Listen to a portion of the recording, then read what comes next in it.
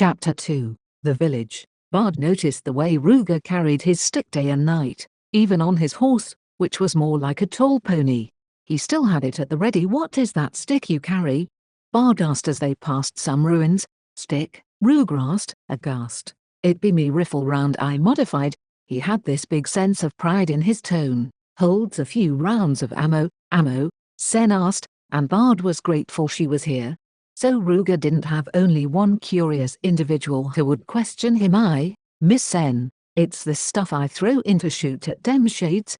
Ruger pulled out a small round object and showed it to them. Sen leaned down from Kai, climbing down the pack to reach it. Kai grumbled about the discomfort. "Sorry, Kai," Sen said as she returned to the top with the ball. Bard looked at it curiously. Its casing reminded him of some of the forest craft he made, but its purpose was wildly different than what he used. "It be an old practice, older than the wars," Ruger said. "Like your instruments, Bard?" Sen asked, and Bard shrugged. He knew his gear was from before the wars, but he hadn't heard of a rifle. Perhaps spending a winter with the short man would be entertaining and insightful after all. Sen climbed around again as she handed the ammo back to Ruger. Kai again complained, and Ruger thanked her for returning it. He stuck one of the balls into the back half of his stick, and then clicked a button on the side course. "This ammon ain't nothing like what they used in days of old. They had a metal casin and such," Ruger grumbled. Bard grew more curious about this rifle as the road. As they made camp, Ruger spotted some animals outside of their camp range. "Well, miss, want to be doing a bit of hunting?" "Me?" Sen asked. "I don't have a weapon." Bard was pleased that she seemed to be understanding Ruger more with each passing day. "I thought ye was interested in me stick." "Are ye not?" Ruger said with a pointed look at Bard, who shrugged. He wouldn't make the mistake of calling it a stick again. "Can I?" Sen asked, and Bard had a gut feeling that this wasn't a good idea. "I'm not, of course, miss. Come here and let me show the way to use it."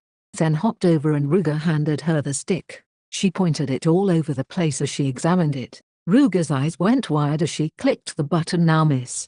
He was interrupted as a loud bang reverberated. The rock they had situated themselves against had a nice dent right above Kai's head. They looked at the mark and then at Sen as she looked a bit horrified. "Yeesh," Ruger let out a sigh. "Don't ye be doing this on your own, miss, and listen to instructions before clicking buttons," Ruger reprimanded.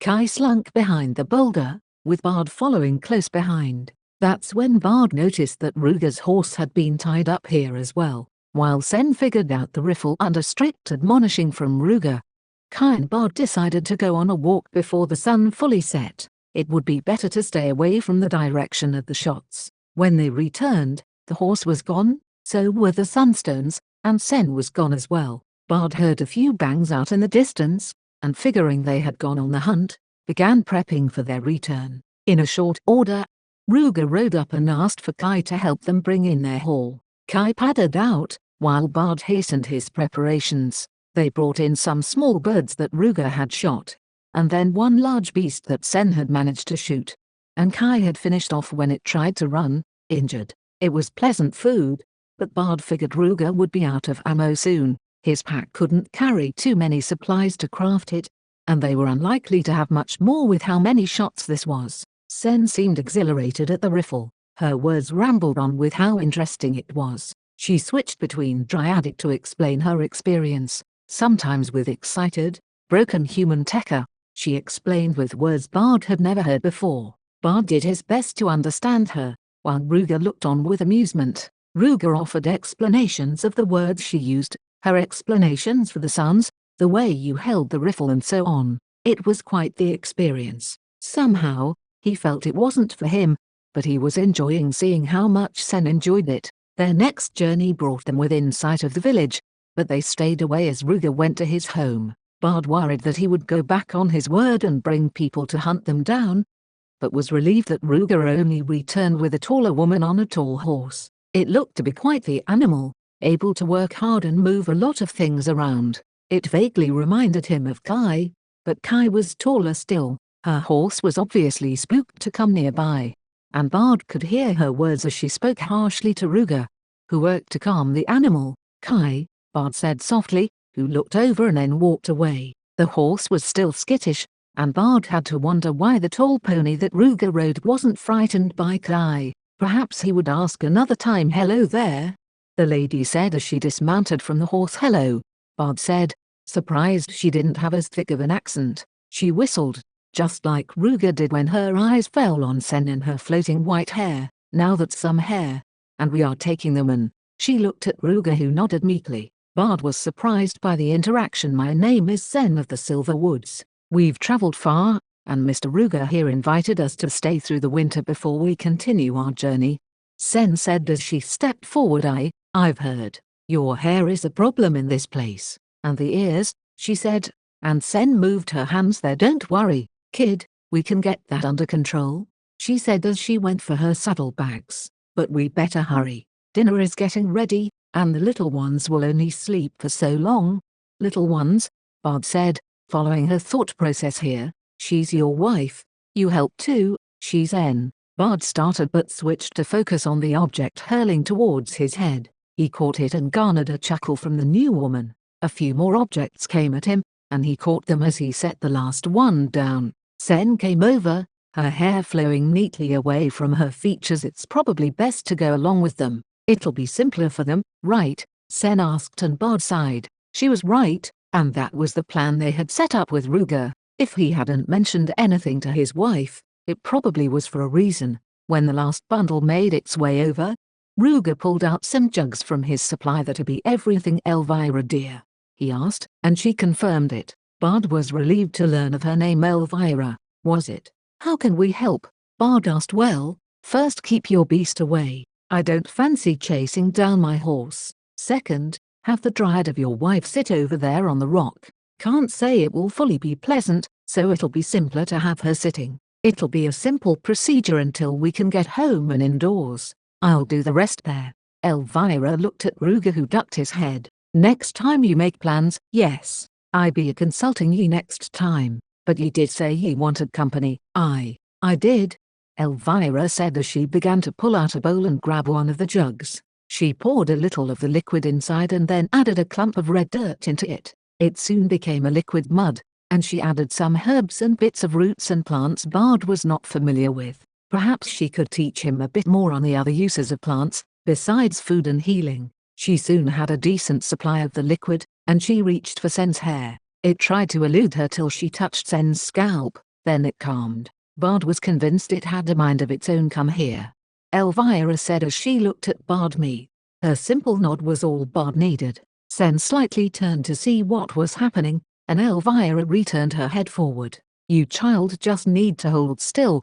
Elvira grabbed Bard's hand and had him touch Sen's head. The hair fluttered around his hand until he reached the scalp, just as it had for Elvira. He tried to retreat, but Elvira would have none of that as her husband. "You need to learn how to do this. You may be travelers or merchants, but she won't be welcome around humans, so you will need to help her with this task and know it, too." Bard was shocked. He had expected her to take care of it, not have to learn it. Under Elvira's strict hand, he was forced to comb Sen's hair. It knotted a few times and Sen shrieked at the tugs. Elvira kept her from throwing her hands into her hair as it would stall them. She had Bard apply the red dirt mixture to Sen's head. It was a cold liquid, and Sen rolled her shoulders as she froze in the chill air and damp hair. Bard felt a bit sorry for her, but his hands were coated with the stuff, and they needed to be quick. Eventually, white turned to a red-brown color, and Elvira helped him to separate it out into sections. She, too, joined, when the hairs refused to be tamed. Eventually, Ruger was roped into holding some sections. With their hands getting dyed, it was quite a gruesome-looking scene. He quietly noted it, and didn't want to cause Sen or her hairs any reason for distress. They braided several parts under Elvira's direction. As they worked, the woman seemed a bit worried and looked at the passing sun. No doubt, she worried about the state of her home and kids. When it was set and braided, Elvira hid the tips of Sen's ears in some of the braids before pulling back. Sen hesitantly, and shiveringly, looked back at Bard. The sides of her face near her hair showed some of the dirt, so they would need to wash it off, but she looked quite good, except her eyelashes and brows were still white. He reached out and rubbed what little he had on his hands against her brows, and she closed her eyes as she shivered. Bard was past feeling in his fingers now, and he tried his best to work on her lashes as well. When he was done, she started to reach up to rub her eyes, but Elvira stopped her. Best wait till it dries. And with that, we can head back. She didn't even attempt to clean up, just got on her horse with the intention of leaving Ruger. I'll go check on the kids. I be a cleaning up this mess. See ya soon, love, he said, letting her ride off. Bard helped Sen get a cloak on to keep a bit warmer.